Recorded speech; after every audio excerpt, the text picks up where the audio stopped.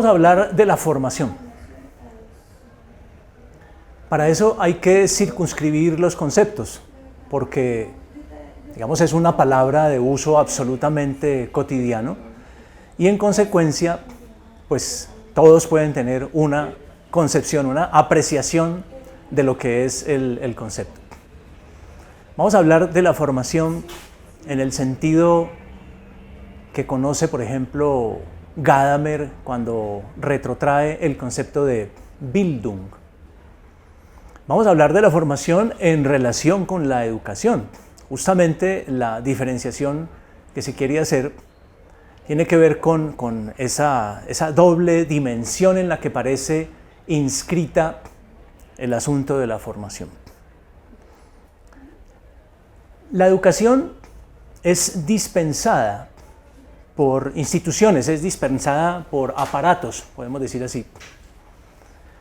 Estos aparatos tienen, por supuesto, objetivos, incluso al día de hoy que tenemos un discurso administrativo en el seno de la educación, vemos que la institución se refiere a lo que hace en términos de misión, visión, ese tipo de cosas. Y bueno, y siempre ha sido presente, siempre han estado presentes en los procesos educativos asuntos como los objetivos, los programas, etc. Es decir, hay una deliberación en lo que hace la institución educativa. Pero el proceso formativo no tiene que ver con lo deliberado. El proceso formativo, en ese sentido, empezamos a delimitarlo, tiene que ver con un efecto que es verificable solamente al final, es decir, de manera retroactiva. Solamente a posteriori podemos saber de que se llevó a cabo un proceso formativo. Ahora, esto no quiere decir que la expectativa de la institución, la expectativa del dispositivo, del aparato educativo no sea, digamos, pertinente, que no tenga que existir, por supuesto. ¿Por qué existe esa dimensión que no obstante estamos planteando como diferente del proceso formativo? Digamos que habría que para ello señalar qué quiere decir, qué es la condición humana, qué quiere decir ser humano. Porque mediante esa aclaración, mediante lo que decidamos qué es la condición humana, podríamos entender que el aparato educativo, la institución educativa, responde de alguna manera a esa condición humana. No quiere decir que, digamos, el buen propósito coincide con este asunto de la condición humana, no, sino que hay una respuesta que se consolida, que se solidifica en instituciones, que se solidifica en estos espacios que llamamos educativos. Por lo pronto podemos pensar que la creación de aparatos educativos, de espacios educativos, de alguna manera intenta dar lugar, crear condiciones de posibilidad para la formación. Pero fíjense que no coincide el propósito institucional con el asunto formativo. ¿Qué sería entonces esa condición humana? Vamos a entender que la condición humana es el efecto de pasar por el lenguaje. Es decir, que se produce un humano, que se produce un sujeto, si quieren de manera más precisa, que se produce un sujeto a condición de pasar por el lenguaje. Es decir, que ese ser viviente sea interpelado y responda a esa interpelación del lenguaje. Y por supuesto, el lenguaje es una estructura que lo precede, es una estructura que existe en la manera de un otro que ya habla y que lo invita a formar parte de ese grupo de los hablantes. Efectivamente somos seres vivos, somos animales, pero hay un momento absolutamente contingente en el que se produce lo que podríamos llamar, esta es una expresión que encontramos, por ejemplo, en Estanislao Zuleta, que la encontramos en el psicoanalista Jacques-Alain Miller en Francia, un proceso de desnaturalización. O sea que el ser vivo llamado Homo sapiens, la especie Homo sapiens, cuando es interpelada de manera contingente por el asunto del lenguaje, le da la espalda al proceso natural, digamos, a la disposición, a la disponibilidad que tenemos del recurso del instinto, y se produce entonces una nueva condición, una condición de ignorancia total. Porque la posesión de los instintos le da a los animales una especie como de saber no sabido. Ese saber que le permite, por ejemplo, identificar qué es alimenticio y qué no, que le permite identificar cuándo acceder al proceso reproductivo, que le permite saber cuándo defenderse y cómo defenderse, por ejemplo, de los predadores. Ese es un saber del que el animal no sabe y del que no tiene por qué saber. Es un saber que él obedece de manera, digamos, absolutamente fiel y ciega para que se reproduzca la especie. Es impensable la idea de que un animal estaría como en condiciones de definir, por ejemplo, si es vegetariano o es carnívoro, de si va a decidir procrear o no procrear. No, eso es en el seno de lo animal, eso es absolutamente impensable. Solamente aparece esto como posibilidad en el seno de lo humano, porque en el seno de lo humano ha habido, como estoy comentando, una desnaturalización, es decir, una pérdida de ese saber instintivo y, por supuesto, digamos, en ausencia de ese saber, viene la cultura a proveerle al sujeto, digamos, eso de lo que carece. Es decir, esa habilidad para tomar decisiones como en el caso de los animales, pero con una pequeña diferencia, y es que las decisiones de los animales tienen que ver con la satisfacción de unas necesidades, con las respuestas a unos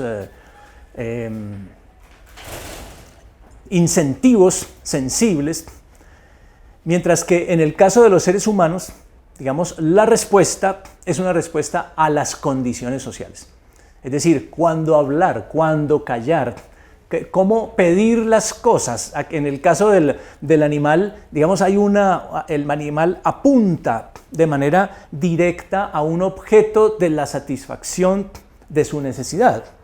Mientras que este humano desprovisto de esa condición, digamos, no tiene la manera de apuntar a ese objeto, sino que más bien lo demanda a otro. Y ahí aparece una dimensión nueva que no está en el animal, la demanda.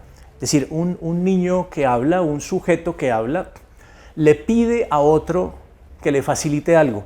Porque es de notar que en el caso de nuestra especie tenemos una indefensión absoluta durante muchísimo tiempo. Tenemos una especie de prematuración, nacemos antes de tiempo.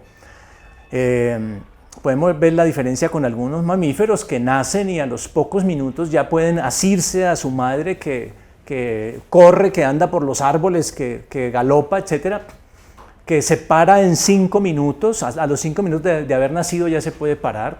En el caso del humano tenemos una indefensión absoluta, es decir, que esta brecha de la demanda aparece justamente en ese punto donde el sujeto tiene que demandarle a otro algo porque él no lo puede conseguir por su propia cuenta. Entonces, la formación es una respuesta a esa condición humana. Es decir, producido el contacto del sujeto con el lenguaje, ahora viene algo que podemos llamar formación. No estamos hablando de instrucción, es otro renglón también muy importante, por supuesto, pero que no está incluido en esto. La perspectiva de Kant, por ejemplo, nos permite hacer una claridad en esa dirección meridiana, y él dice que la formación que está compuesta de disciplina, que sería una modalidad, digamos, negativa, es decir, una resta que hay que hacerle al sujeto, mientras que la instrucción sería, al contrario, un aporte. Es decir, del lado de la instrucción, por ejemplo, del lado de la información, estamos contando ya con un sujeto no solo capaz de asumir esa información que se le dispensa, sino que desea esa información. Por lo tanto, estamos diciendo, la formación es el proceso mediante el cual se produce el sujeto capaz de asumir la instrucción. Porque es evidente, cuando llegamos al mundo cultural, están dispuestas para nosotros muchas cosas. El problema es que nosotros, por ejemplo, sin saber hablar, toda esa disponibilidad cultural es absolutamente imposible. Y aún sabiendo hablar, el problema es si uno quiere coger un libro, si uno efectivamente se quiere poner en esas, o si prefiere más bien otra modalidad de satisfacción. Entonces, el esfuerzo llamado formación convierte a un sujeto que fue tocado por el lenguaje, que fue desnaturalizado. La formación lo vuelve capaz, lo vuelve susceptible de información, es decir, de obtener todos esos datos que nos brinda la cultura y que nos permite funcionar. Las cosas más elementales como amarrarse los zapatos, cepillarse los dientes, pedir la palabra, esperar el turno para hablar, etc. Todo ese tipo de cosas son absolutamente convencionales. Es decir, nada de eso está previsto, nada de eso es natural y en consecuencia, digamos, hay que enseñarlo, pero para enseñarlo se necesita esa susceptibilidad. ¿Por qué esa susceptibilidad? ¿Por qué aprender a hablar no me pone ya en esa susceptibilidad? ¿Por qué Kant habla de esa negatividad propia de lo que él ha denominado disciplina? Es muy curioso, porque cuando Kant pone esto en juego, habla de un impulso, es decir, el ser humano ya no tiene instintos porque acaba de ser tocado por el lenguaje, pero no obstante queda marcado por un impulso. Esto no está en Kant, pero uno podría decir la entrada al lenguaje es una relación absolutamente extraña porque es entre un cuerpo vivo, como lo es cualquier animal, y una estructura significante. Es decir, esas dos cosas no cuadran, no pegan.